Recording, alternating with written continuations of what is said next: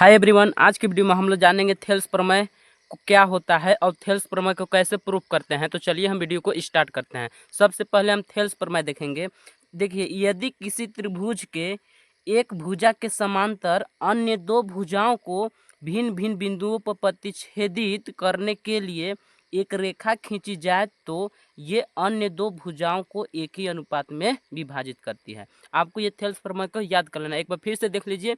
यदि किसी त्रिभुज के एक भुजा के समांतर अन्य दो भुजाओं को भिन्न भिन्न बिंदुओं पर प्रतिच्छेद करने के लिए एक रेखा खींची जाए तो ये अन्य दो भुजाओं को एक ही अनुपात में विभाजित करता है या करती है। अर्थात अगर इसका चित्र से आप समझेंगे, अर्थात चित्र, तो देखिए इसका चित्र कैसे बनेगा। सबसे पहले हमको एक कोई त्रिभुज बना लेना है। चलिए हम त्रिभुज बना लेते हैं।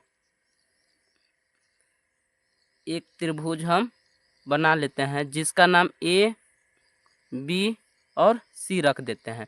अब देखिए अब बोला जा रहा है कि यदि किसी त्रिभुज के एक भुजा के समांतर, तो मान लीजिए बीसी है, बीसी के समांतर एक अन्य रेखा खींच देते हैं जिसका नाम बीसी के समांतर एक अन्य रेखा, बीसी के समांतर अन्य दो भुजाओं को भिन्न भिन्न बिंदुओं पर प्रतिच्छेदित करने के लिए, देखिए ए बी को मान लीजिए बिंदु डी पर प्रतिच्छेदित करता है और ए सी को बिंदु ए पर प्रतिच्छेदित करता है।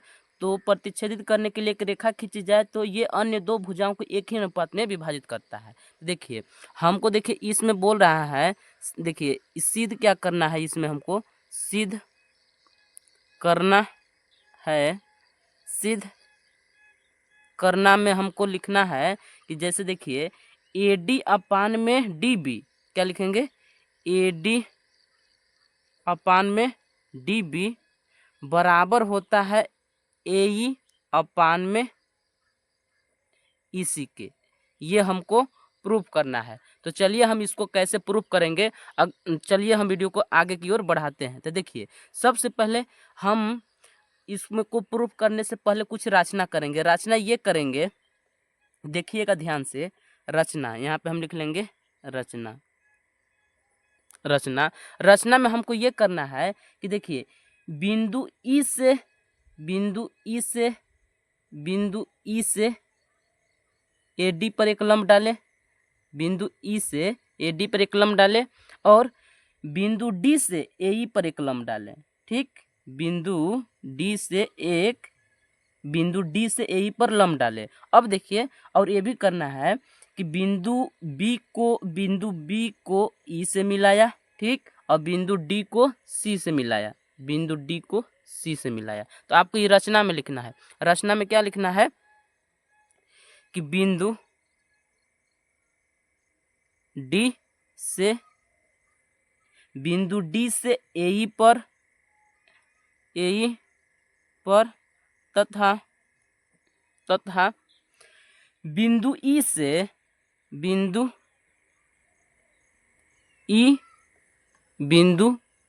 ई से किस पर, ए डी पर लंब डाला। ठीक, उसके बाद और क्या किए हैं, डी से सी को मिलाया और बी से ई को मिलाया और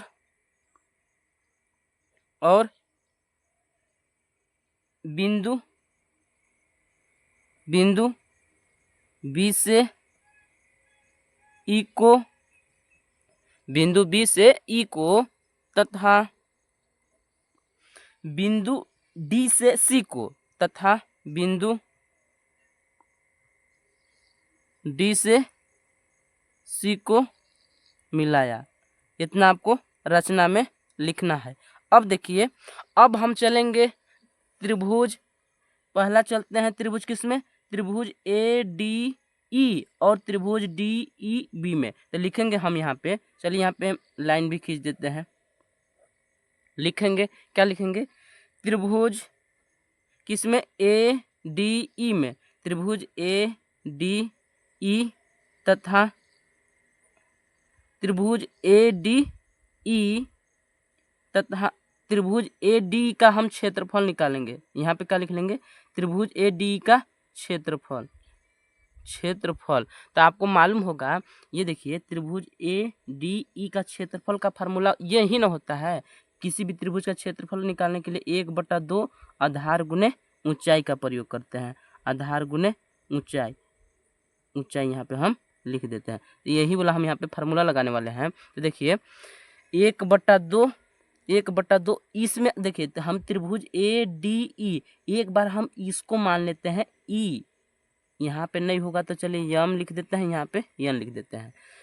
देखिए एक बार चलते हैं त्रिभुज ए डी ई में एम ई को लंब मानकर। तो देखिए तो क्या होता है आधार, तो यहाँ पे आधार ए डी है तो गुने हम लिख देंगे ए डी, और देखिए ऊंचाई, तो लंब को ही ऊंचाई कहते हैं, तो एक बार ऊंचाई इसको मान लेते हैं एम ई को, तो यहाँ पे हम लिख देंगे एम ई। ठीक, इसको समीकरण नंबर 1 बना देना है। ठीक, अब उसी प्रकार त्रिभुज किस में हम चलेंगे, त्रिभुज डी ई बी का, तो लिखेंगे त्रिभुज डी ई बी का क्षेत्रफल, त्रिभुज डी ई बी का क्षेत्रफल, क्षेत्रफल।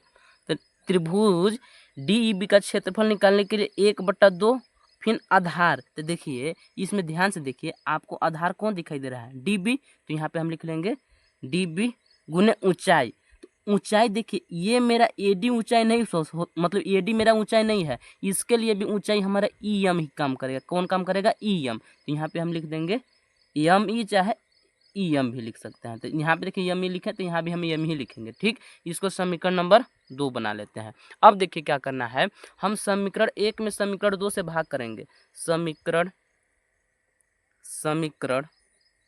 1 में समीकरण 2 से भाग करने पर, तो जब भाग करेंगे तो पहले देखिए त्रिभुज ए डी ई का क्षेत्रफल बट्टा त्रिभुज डी ई बी का क्षेत्रफल, त्रिभुज डी ई बी का क्षेत्रफल बराबर, देखिए इसका क्षेत्रफल क्या है 1/2 फिर क्या है ए डी गुने एम ई, है ना। उसी प्रकार इसका क्षेत्रफल क्या आता है 1/2 गुने डी बी गुने एम ई, यही ना था। अब सुनिए क्या करना है, एम ई और एम ई ये से ये काट देंगे, अब 1/2 से 1/2 काट देंगे, तो यहाँ पे हमारा कितना निकलता है ए डी अपान में डी बी, यही ना निकलता है ए डी अपान में डी बी। इसको समीकरण नंबर आपको यक्स बना लेना है। क्या बना लेना है, समीकरण नंबर, देखिए ए डी अपन में डी बी जो आया ना भाग करने पर, तो इसको समीकरण नंबर हमको यक्स बना लेना है। अब देखिए, अब फिर हम आगे की ओर बढ़ते हैं। अब देखिए हम त्रिभुज किस में चलेंगे, पुनः त्रिभुज ए डी ई में चलेंगे। अब एक बार हम इसको डी ई को लंब या ऊंचाई मान लेंगे, तो लिखेंगे क्या, त्रिभुज किस में, ए डी ई में, ई डी में त्रिभुज ए डी का हम क्षेत्रफल निकालेंगे। क्या निकालेंगे, क्षेत्रफल। तो क्षेत्रफल का फार्मूला क्या होता है 1/2 आधार गुने ऊंचाई। तो देखिए इसमें आधार कौन काम कर रहा है, एक बार आधार ये काम कर रहा था, एक बार ये वाला काम करेगा, तो ए ई इंटू ई, उसके बाद ऊंचाई देखिए, एक बार ऊंचाई हम इसको मान लिए थे ई एम को, लेकिन अब मानेंगे डी एन को, तो यहाँ पे हम लिख लेंगे डी एन। ठीक, अब इसको समीकरण नंबर हमको बना देना है 3। क्या बना देना है, समीकरण नंबर 3। अब देखिए क्या करना है, उसी प्रकार अब हम चलते हैं त्रिभुज डी ई सी में, तो लिखेंगे त्रिभुज डी ई सी का क्षेत्रफल, 6 का मतलब समझिएगा क्षेत्रफल होता है। तो देखिए इसका जब क्षेत्रफल निकालिएगा तो 1/2 गुने आधार, तो इसमें आधार कौन काम कर रहा है, डी ई सी में आधार कौन काम कर रहा है, ई सी, तो यहाँ पे हम लिख देंगे ई इंटू ई सी गुने, अब देखिए इसमें ऊंचाई का काम कर रहा है, देखिए डी ई की ऊंचाई नहीं बोल सकते, इसके लिए ऊंचाई का काम डी एन ही करेगा। क्या काम करेगा, डी एन, तो यहाँ पे हम लिख देंगे डी एन। इसको समीकरण नंबर कितना बना देना है 4, समीकरण नंबर 4। तो अब देखिए हमको क्या करना है, अब हम लिखेंगे कि समीकरण 3 में समीकरण 4 से भाग करने पर, तो यहाँ पे हम लिख लेते हैं समीकरण समीकरण समीकरण तीन में समीकरण तीन में समीकरण चार से भाग करने पर, क्या करने पर, भाग करने पर। तो चलिए हम इसमें भाग कर लेते हैं। तो पहले त्रिभुज ए डी का क्षेत्रफल लिखेंगे। त्रिभुज ए डी ई का क्षेत्रफल बट्टा में त्रिभुज किसका लिखेंगे, त्रिभुज हम लिख लेंगे डी ई सी का क्षेत्रफल। त्रिभुज डी ई सी का क्षेत्रफल बराबर, अब देखिए इसका क्षेत्रफल क्या है, 1/2 गुने ए ई गुने डी एन। तो यहाँ पे हम लिख लेते हैं 1/2 गुने ए ई गुने डी एन।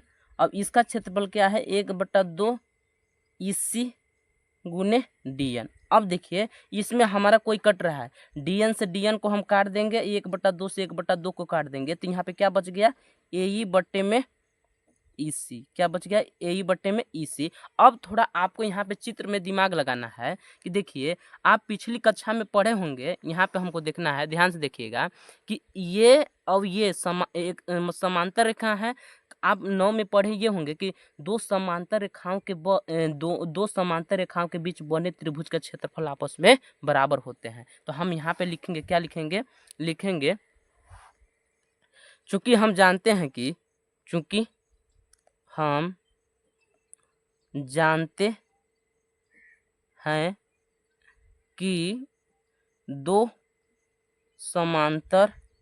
बने त्रिभुज का क्षेत्रफल बराबर होते हैं।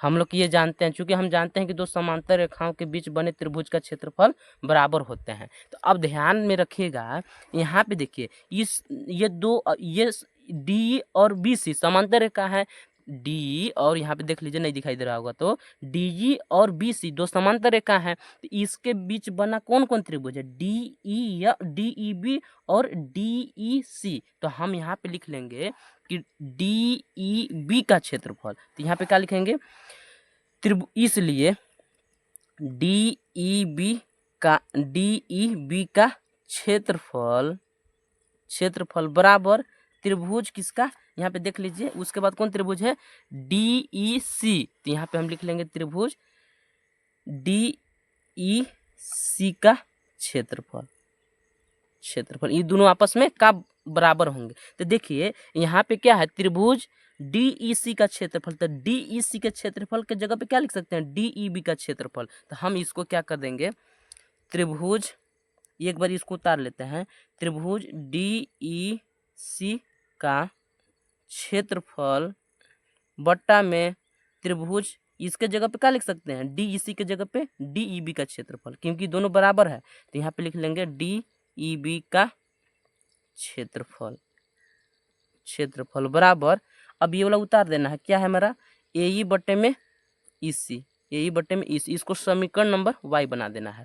अब देखिए हम समीकरण एक ठो यक्स बनाए थे, यहाँ पे देख रहे हैं ना आप, यहाँ पे समीकरण हम यक्स बनाए थे, यहाँ समीकरण मेरा y बना हुआ है। तो देखिए अगर समीकरण x की दोनों पक्षों देखें तो त्रिभुज ए डी का क्षेत्रफल और त्रिभुज डी ई बी का क्षेत्रफल। अब यहाँ भी है त्रिभुज डी, यहाँ पे क्या है मेरा त्रिभुज, यहाँ पे सॉरी गलती लिख दिया, ए डी ई उतारना था हमको, यहाँ पे हम लिख लेंगे ए डी ई,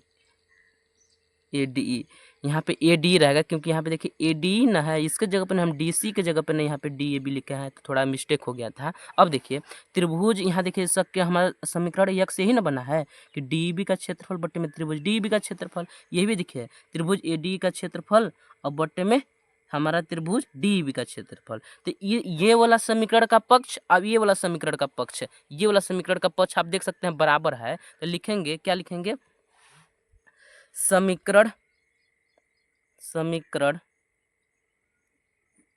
यक्स व समीकरण y की तुलना करने पर तो जब तुलना करेंगे तो आपको मालूम होगा कि दो समीकरण को जब तुलना करते हैं तो जो पक्ष उसके बराबर होते हैं उसको नहीं लिखते हैं। तो देखिए ये वाला पक्ष इसका बराबर है तो इधर वाला पक्ष क्या है, ए डी अपान में डी बी। तो यहाँ पे हम लिख लेंगे ए डी, क्या लिखेंगे, ए डी अपान में डी बी। अब इसका ये वाला पक्ष क्या है, ए ई अपान में ई सी। यही हमको प्रूव करना था। अब इस प्रकार बोर्ड एग्जाम में थेल्स प्रमेय को प्रूव करते हैं तो आपको फुल मार्क्स दिया जाएगा। देख सकते हैं हमको यही प्रूव करना था, ए डी अपान में डी बी बराबर ए ई अपान में ए सी। अब यहाँ भी मेरा आ गया है ए डी अपान में डी बी बराबर ए ई अपान में ए सी। अगर वीडियो अच्छा लगा होगा तो वीडियो को लाइक कर लीजिएगा और चैनल को सब्सक्राइब कर दीजिएगा।